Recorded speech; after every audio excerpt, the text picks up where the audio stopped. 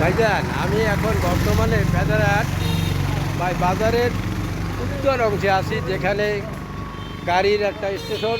সেখানে দেখছেন এই যে থেকেই ফেদারহাটের বাজারের ভিতরে ঢুকে।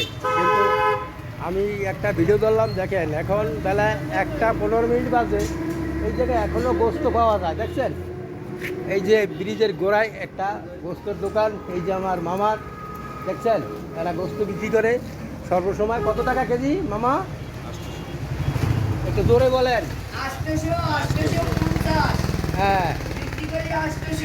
850 টাকা কেজি বিক্রি করা হয়।